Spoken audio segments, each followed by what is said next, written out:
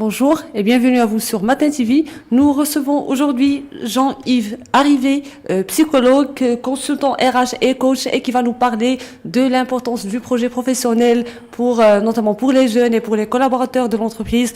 Jean Arrivé, bonjour. Bonjour. Merci de votre accueil. Merci d'avoir accepté notre invitation surtout.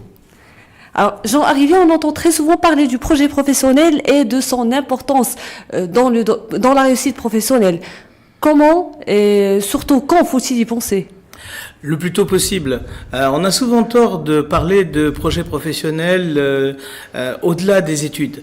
Un projet professionnel, ça doit commencer à la fin des études de type collège, parce que le jeune est déjà en mesure, non pas bien sûr de rédiger un projet définitif, mais il est déjà en mesure d'esquisser au travers de ses motivations, de ses centres d'intérêt, un projet qu'il va affiner au fil du temps et des années qui vont passer. À peu près à quel âge faut-il y penser ?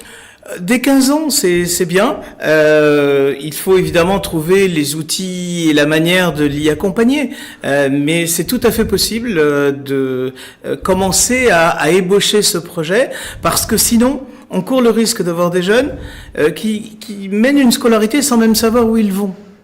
Mmh. Quels sont les réflexes à adopter pour préparer un projet professionnel réussi ? Prendre du temps et s'arrêter. C'est un arrêt sur image.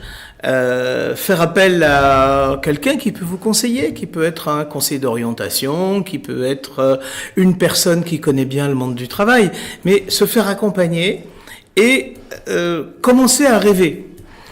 On a tous en tête des métiers qu'on aurait aimé exercer, parce qu'on a des modèles en fait en tête, et à partir de là on peut commencer à réfléchir à voix haute. Donc on est dans la partie créative du projet, pour ensuite être accompagné vers la réalité, c'est-à-dire quelles sont les filières que je vais devoir suivre, quels sont les diplômes qui vont me permettre d'accéder à ce métier, etc. Donc on part du rêve vers la réalité.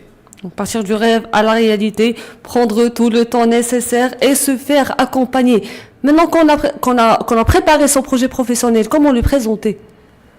Alors, suivant l'endroit où on le présente, c'est-à-dire à un recruteur, à un responsable de filière dans une université, dans une école peut-être. Absolument, on va montrer à la fois que l'on a des compétences, qu'on a identifié ces compétences, ces savoirs académiques, et que donc on a répondu à un certain nombre de conditions pour pouvoir exercer un emploi, mais on va montrer aussi comment on le voit se réaliser concrètement.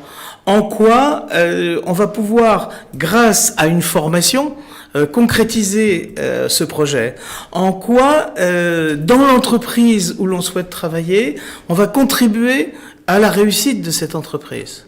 Donc c'est un discours de maturité, et en tous les cas, c'est une réflexion que l'on partage avec un interlocuteur. Je voudrais passer avec vous à un autre volet qui est celui relatif à la reconversion professionnelle. Lorsqu'on veut se reconvertir, il est évident qu'on doit repenser peut-être notre projet professionnel. Qu'est-ce que vous pouvez nous dire sur ce volet ? Alors, vous avez tout à fait raison, c'est de plus en plus d'actualité.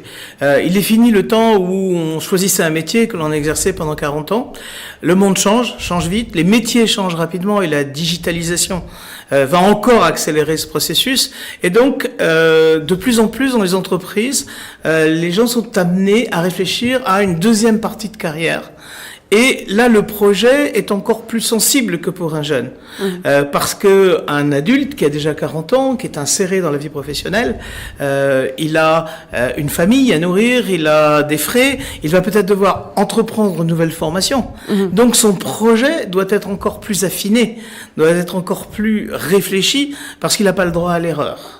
C'est un projet qui va prendre en compte à la fois la dimension des compétences acquises, des formations nécessaires, des moyens à mettre en œuvre, et il va lui falloir le temps et là encore peut-être l'accompagnement nécessaire. Et là, les RH, par exemple, dans les entreprises, peuvent être une valeur sûre pour se faire aider, ou un coach, ou voilà.